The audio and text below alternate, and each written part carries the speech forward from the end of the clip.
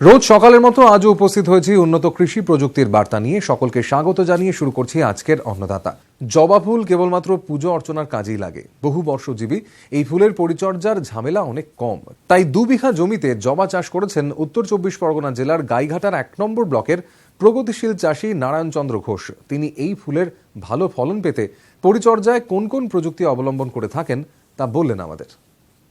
জমি চাষ করি, চাষ করা হয়তো 3টে 4টে চাষ লাগে দিই। পরে এবার লাস্ট চাষের আগে জৈব সার 3টে দিই। তারপরে রোপণ করার আগে আরেকটা চাষ দেওয়ার আমরা 1 বস্তা 10-26 দিই। আমরা ভালো জাতের চারা লাগাই, 7 বাই 6 হাত চারা রোপণ করি। রোপণ করার পরে এবার ওই জমিটা ধরেন 1 বছর চাষ করা যায়। তা কেউ গাঁদা ফুল লাগায়, কেউ সর্ষে বনে, এইভাবে বিভিন্ন ভ্যারাইটিস চাষ, ছোট জাতের চাষ করা হয়। যখন গাছ তৈরি হয়ে যায় তখন আর ওর ভিতরে কিছু করা যায় না। জমিটা আবার যদি নোংরা হয় সেটা পরিষ্কার পরিচ্ছন্নতা করতে হয়। করার পরে সার দিয়ে গাছ ধীরে ধীরে বাড়ে। বর্ষার আগে ওই জমিতে গোড়ায় মাটি দিতে হয়। বিভিন্ন রকমের পোকা কীটনাশক ওষুধ ব্যবহার করতে হয়। গাছ যখন 2 বছর বয়স হয় তখন ওর ফুল ধরন আসে। বছরে দুবার সার দিই। বর্ষার সময় বেশি দেওয়া হয়। একটা দিই আমরা বৈশাখ জ্যৈষ্ঠ মাসে, সেটা হচ্ছে ওই জৈব সার, খোল 10-26 তো থাকেই সাথে। আর একটা দিই বর্ষার পরে শ্রাবণ ভাদ্রের দিকে যেয়ে বিঘায় 1 থেকে 2 বস্তা সার দেওয়া হয়। আর যখন জমি মাটি শুকিয়ে গেলেই জল দিতে হবে। যখন দেখা যাচ্ছে আকাশ থেকে প্রচণ্ড জল হয় তখন জমিতে জল বের করার নালা ব্যবহার করতে হয়, এবং মাটির গোড়ার মাটিটা তখন আরও উঁচু করে দিতে হয়। এবার ভাদ্র আশ্বিন মাসের দিকে যেয়ে যখন গাছের কোনো রকম দেখা যাচ্ছে আক্রমণ হচ্ছে তখন ওকে অনুখাদ্য ব্যবহার করতে হয়। আষাঢ় শ্রাবণ মাসে হাতি পোকা বলে একটা পোকা আছে, ওটা আমরা ওই কৃষি দপ্তরে পরামর্শ নিই। পরামর্শ নেওয়ার পরে ওনারা এটা বলে দেয়, সেই ওষুধ আমরা ব্যবহার করি।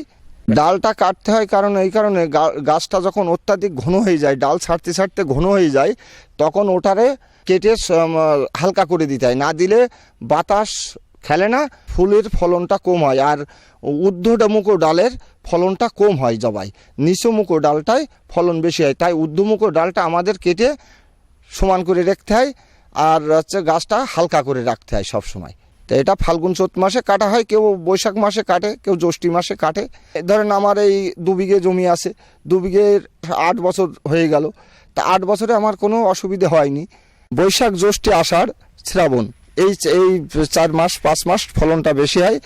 আর এই শীতের আবহাওয়া পড়লে ফলনটা কমে যায়, বাজারটা ভালো পাওয়া যায়। পুজোর সময়, দুর্গা পুজোর সময় কিছু দাম পাওয়া যায়। কালকে বিক্রি হয়েছে 240, 220, 200। আজকে এখন কিরকম, আজকেও ধরেন 3-এর নিচেই আসবে না, 3-এর উপরে যাবে। কালী পুজোর সময় ওটা 500-600 টাকা হবে। 12টার পরে কড়িটা তোলা হয়।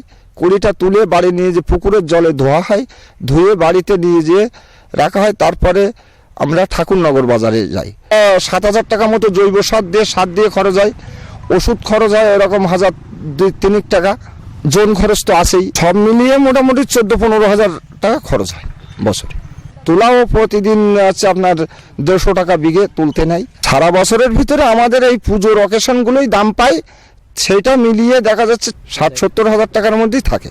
আমার যে গাছ আমি যা রাখিছি, আমার 20 থেকে 25 বছর চাষ করবো, তাতেও আমার কোনো অসুবিধা হবে না আশা করা যায়। গাছের জবার এর নিত্য পয়সা, যা কম হোক বেশি হোক নিত্য কিছু পাওয়া যায়। এটা একটু উঁচু জমি লাগে, নিচু জমিতে হয় না, জল জমা জমিতে হয় না।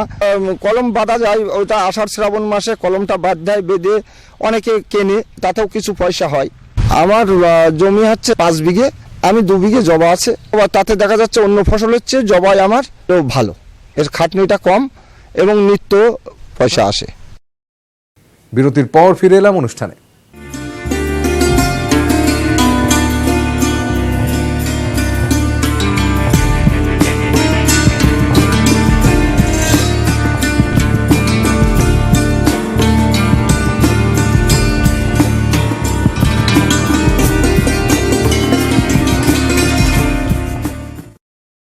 আমাদের রাজ্যে সারা বছর ধরেই বেগুনের চাষ করা হয়। এই সবজিটি চাষে প্রযুক্তিগত ত্রুটির কারণে বিভিন্ন রোগ এবং পোকার আক্রমণ দেখতে পাওয়া যায়, আর তা সামাল দিতে গিয়ে চাষি শস্য সুরক্ষায় অনেক বেশি খরচ করে ফেলেন।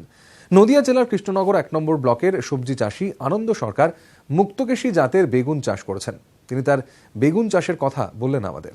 বিভিন্ন রকমের সবজি চাষ করে থাকি, লঙ্কা, বেগুন, ফুলকপি, পটল, আরও অনেক সবজি চাষ করে থাকি। তার মধ্যে অন্যতম বর্তমানে বেগুন চাষ আগস্ট মাসের প্রথম সপ্তাহের দিকে এটা করেছি।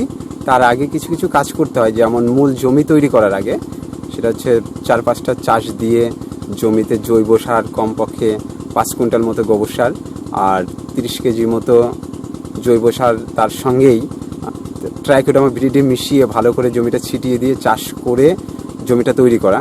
তারপরে আগস্ট মাসের প্রথম দিকে আমি বেগুন লাগিয়েছি, বিঘা প্রতি 800 মতো বেগুনের চারা লাগিয়েছি।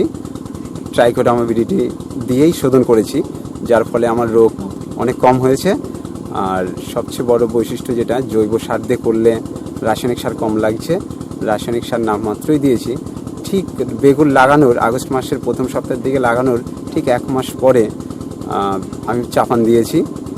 চাপানে দিয়েছিলাম জৈব সার, তার সঙ্গে প্যান্থার পিএল আর একটা ঠিক অন্যভাবে ওরকমভাবে ট্রাইকোডার্মা ভিরিডি আবার দিয়েছিলাম। দুটো মিক্সার করে গোড়ায় দিয়ে বেশ ভালো করে মাটি তুলে দিই সারি দিয়ে। দেওয়ার পরে জল দিয়ে, আর এটা খেয়াল রাখতে হবে ট্রাইকোডার্মা ভিরিডি দেওয়ার আগে 1 সপ্তাহ আগে বা পরে কোনো রকম রাসায়নিক সার দেওয়া যাবে না, এটা খেয়াল রাখতে হবে। তারপরে আপনার এটা যখন করেছি, জলসেচ দিয়েছি, দেওয়ার পরে ঠিক 1 সপ্তাহ পরে আমি সারির মাধ্যমে, ড্রেনের মাধ্যমে সার দিয়েছি 10-26 বিঘা প্রতি 1 বস্তা দিয়েছি 10-26 দেওয়ার পরে আপনার তারপরে ক্রমশ ওষুধ দিচ্ছে। ওষুধের মাত্রা কমে গেছে আমার এই কারণে, আলোক ফাঁদ, ফেরোমন ফাঁদ এগুলো পাতলে পরে বিশেষ করে খুবই কম লাগে, ওষুধটা খুব কম লাগে। যার জন্য যদিও তারপরেও যদি পোকা দেখা যায়, বন্ধু পোকা শত্রু পোকার অনুপাতের থেকে যদি শত্রু পোকাটা বেশি আসে, তাহলে সেক্ষেত্রে আপনার আলোক ফাঁদ দিতে হয় 10 দিন অন্তর, ওটা পূর্ণাঙ্গ পোকা পড়ে। আর ফেরোমন ফাঁদটা সবসময়ই লাগানো থাকে জমিতে।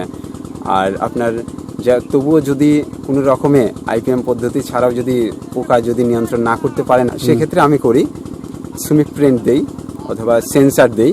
ঠিক আছে, সেন্সার 1 ml দেই, সুমিপ্রেন্ট 2 ml করে, তার সঙ্গে অ্যাসাটপ, সাদামাছির কোনো গ্রুপের ওষুধ অ্যাসাটপ, এগুলো দিয়ে আমি স্প্রে করি সপ্তাহে 1 দিন। সেক্ষেত্রে আর কোনো রকম রোগ বা পোকা কোনো কিছুই দেখা যায় না। আর ফলনটা খুবই ভালো পাওয়া যায়। তিলে মাকড়ার ক্ষেত্রে বিশেষ করে ভালো ফলন পাওয়া যায়। বিঘা প্রতি খরচ হয়েছে আমার খরচ হয়েছে, যেহেতু আমি বাই চাষ করি, লেবার দিয়ে, নিরানো দিয়ে সমস্ত কিছু খরচ করার পরে আমার বিঘা প্রতি ওই 8,000 মতো, প্রায় 8,000, তার নিচেই হবে 8,000 খরচ। কিন্তু ফলন খুব ভালো পেয়েছি, 4 থেকে 5 কুইন্টাল করে মাল তুলি। এটা 6 মাস ধরে হয়, লাগানোর থেকে 6 মাসের ফসল।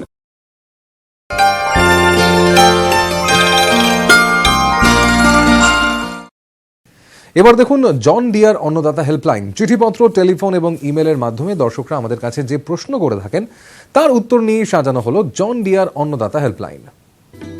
উত্তর 24 পরগনা জেলার হাবড়া থেকে অন্নদাতা দপ্তরে ফোন করেছেন সুরজিৎ বিশ্বাস। তিনি ব্রোকলি চাষ করতে চান। এই সবজিটি চাষের প্রযুক্তির বিষয়ে তিনি জানতে চেয়েছেন। কপি গোত্রের একটি সবজি হলো ব্রোকলি। ফুলকপি, বাঁধাকপি চাষের অভিজ্ঞতা যাদের আছে তারা অনায়াসে ব্রোকলি চাষ করতে পারেন। চাষের শুরুতেই এর উন্নত জাত ও হাইব্রিডগুলোকে বেছে নিতে হবে। এর উন্নত জাতগুলো হলো পাঞ্জাব ব্রোকলি 1, পুষা সিলেকশন 1, পালাম সমৃদ্ধি ইত্যাদি। এখন বাজারে অনেক বাণিজ্যিক সংস্থার হাইব্রিড পাওয়া যায়। চাষের জন্য এগুলোকেও বেছে নেওয়া যেতে পারে। কয়েকটি জনপ্রিয় হাইব্রিডের নাম এখানে উল্লেখ করা হলো: গ্রিন ম্যাজিক, সুলতান, ব্রাঞ্জিনো, Ultra Green, Pirate, Pacman, Fiesta, Aishwarya, Gemini, Fantasy, Green Mail, মোকানো, মোনোটোপ ইত্যাদি। প্রতি বিঘা জমিতে চাষের জন্য 40 থেকে 50 গ্রাম বীজ লাগবে। 1 বিঘা জমিতে চাষের জন্য 1 শতক মাপের বীজতলাই যথেষ্ট। 1 মিটার চওড়া ও সুবিধামতো লম্বা নার্সারিতে বীজ বুনতে হবে এবং চারা তৈরি করে নিতে হবে। চারা তৈরি করার পদ্ধতি একেবারে ফুলকপি বা বাঁধাকপির মতো, তবে যেহেতু এর বীজ তুলনায় বেশি দামি এবং ফসলটিও বেশি দামি, সে কারণে কৃষকেরা চারা তৈরিতে আরও বিজ্ঞানমনস্কতা দেখাতে পারেন। সবচেয়ে ভালো হয় পলি হাউস বা শেডনেটের কাঠামোয় প্লাগ ট্রের মধ্যে চারা তৈরি করলে। 3 থেকে 4 সপ্তাহ বয়সের চারা মূল জমিতে রোপণ করা হয়। মূল জমি তৈরির ক্ষেত্রে প্রথমেই চাষ মই দিয়ে জমি সমতল করে নিতে হবে। মাটি চাষ দেওয়ার সময় বিঘা প্রতি 1.5 থেকে 2 টন খামারজাত জৈব সার বা গোবর সার এবং 50 কেজি নিমখোল দিতে হবে। শেষ চাষে প্রতি বিঘায় মূল সার হিসাবে urea 20 KG, single super phosphate 70 KG এবং মিউরেট অফ পটাশ 12 কেজি প্রয়োগ করতে হবে। অনুখাদ্যের অভাবযুক্ত মাটিতে প্রতি বিঘায় zinc sulphate 3 KG, borax 2 KG এবং অ্যামোনিয়াম মলিবডেট 10 গ্রাম প্রয়োগ করতে হবে। তারপরে 60 সেন্টিমিটার দূরত্বের সারিতে 45 সেন্টিমিটার অন্তর চারা রোপণ করতে হবে। প্রতি বিঘায় 4500টি চারা লাগাতে হবে। পশ্চিমবঙ্গের সমভূমিতে সাধারণভাবে নভেম্বর-ডিসেম্বর মাসে ব্রোকলির চারা লাগানো হয়। প্রতি 4 সারি অন্তর জলসেচ ও নিকাশি নালা রাখতে হবে। চারা লাগানোর 3 সপ্তাহ এবং 6 সপ্তাহ পরে বিঘা প্রতি 10 কেজি ইউরিয়া ও 6 কেজি মিউরেট অফ পটাশ প্রতিবারে চাপাল দিতে হবে। এরপরে প্রয়োজন মতো সেচ দিতে হবে এবং শস্য সুরক্ষার দিকে নজর দিতে হবে। চারা লাগানোর 60 থেকে 65 দিন পরে ব্রোকলি তুলে বাজারজাত করা যাবে। সাধারণভাবে 500 থেকে 600 গ্রাম ওজনের ব্রোকলি তোলা হয়। সঠিক প্রযুক্তি মেনে চাষ করলে প্রতি বিঘায় 25 থেকে 30 কুইন্টাল ব্রোকলি পাওয়া যায়। আবার ফিরে এলাম অনুষ্ঠানে।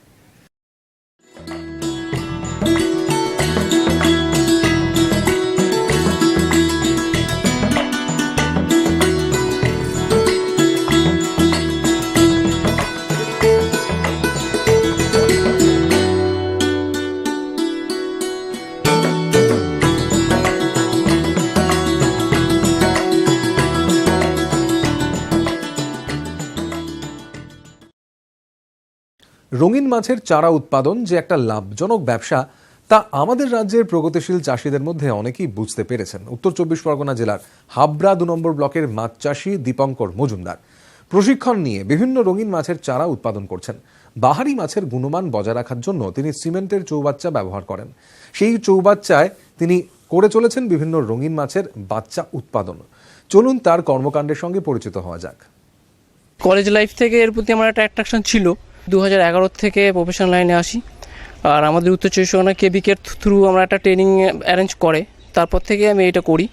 স্টার্টিংয়ে গোল্ডফিশ গাপ্পি টাপ্পিগুলো নিয়েই করতাম।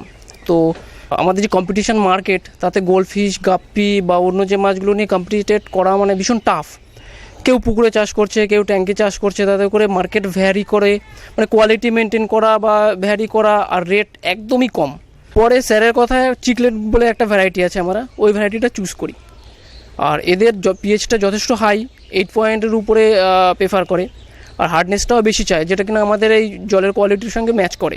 তারপর থেকেই আস্তে আস্তে ট্যাঙ্ক বাড়াতে শুরু করি, আর একে একে মাছও কোয়ালিটিও বাড়তে শুরু করি। আমি প্রথম বাইরের থেকে এই মাছগুলো আনি। আমার কাছে টোটাল 8টা ভ্যারাইটি আছে, যেগুলো কিনা আমি অলরেডি বিট করছি। কিছু কিছু ভ্যারাইটি আছে যেটা কিনা আমি ওয়েস্ট বেঙ্গলে ফার্স্ট বিট করছি। আমি আলাদা করে জলটা ট্রিটমেন্ট করি, ওর পিএইচ থেকে শুরু করে হার্ডনেস থেকে শুরু করে প্রপার মেনটেন করে অ্যাকুরেট একটা জলের কোয়ালিটি হলে পরেই তখন আমরা জলটা ইউটিলাইজ করি। পুরো পিওর ব্লু হয় ইলেকট্রিক ব্লু অহরিটা।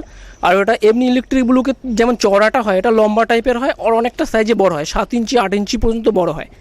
ব্লু ডলফিনও সেম। ব্লু ডলফিনের যেটা হয় ফ্লাওয়ার হর্নের মতো একটা ক্যাপ আসে, আর প্রপারই ব্লু হয়, আর এরও 8-10 ইঞ্চি সাইজ আছে আমার কাছে, যেটা কিনা খুবই আনকমন আর রেয়ার ফিশ। তাছাড়া ভিসিএন থমসন বলে একটা ভ্যারাইটি আছে। থমসনের যেটা আসে ওটা হচ্ছে ব্ল্যাক শেপে আসে আর ইয়েলো শেপটা আসে, মানে ব্ল্যাক ইয়েলো, অনেকটা ফান্টুসার মতো আসে, কিন্তু ফান্টুসা যেমন ব্লুর মধ্যে আসে, এটা ব্ল্যাকের মধ্যে ইয়েলোটা আসে। সেম ভিসিটেনটাও ব্ল্যাকের মধ্যে ইয়েলো আসে, বা ব্লু শেপেও ভিসিটেন পাওয়া যায়। এদের মেনলি মেলগুলোই কালার প্রপার কালার দেয়, ফিমেলগুলোর কালার একটু ফ্যাকাশে আসে। ম্যাচিওর না হওয়া অবধি এদের কালার আসে না। আমরা পিওর ভ্যারাইটি ইউজ করি, কারণ আমাদের ইউনিটটা তৈরি হয়েছে শুধু সিড সাপ্লাইয়ের জন্য। ভিসিটেন, থমসন, ডলফিন, তাছাড়া আমাদের যে জোহানি বলে একটা আছে ব্লু জোহানি। তো প্রত্যেকটা ভ্যারাইটি আনকমন ভ্যারাইটি, আর সচরাচর মার্কেটে আসে না। আমরা হোলসেল বা পাইকারি যেগুলো ছাড়ি 220, 250 নিচে আমরা বিক্রি করি না। এখন যদিও সিজন শেষ, পার মান্থ 5000-এর উপরে শুধু ডলফিনই আমরা বেচি। 5000 মতো বাচ্চা বেরোয়, আমরা 6 টাকা করে পার পিস বিক্রি করি। বাকি স্ট্রবেরি, ইলেকট্রিক ব্লু সেম কোয়ালিটিতেই বেরোয়। আর কিছু মাছ আছে যেমন ভিসিটেন, থমসন, এদের বাচ্চাটা খুবই কম হয়, কেননা এদের প্রোডাকশানই কম হয়। সেম বাকি যে দুটো ভ্যারাইটি আছে সেগুলো ওই 4-5-এর মধ্যে আসে। মেনলি আমরা ওই 15 থেকে 20 হাজার বাচ্চা পার মান্থ বিক্রি করি, আর গড়ে ধরলে 3 টাকা কি 4 টাকার মধ্যে বেরোয়। কারণ কিছু কিছু মাছের বাচ্চার দাম কম আছে, কিছু কিছু বাচ্চার দাম অনেকটাই বেশি।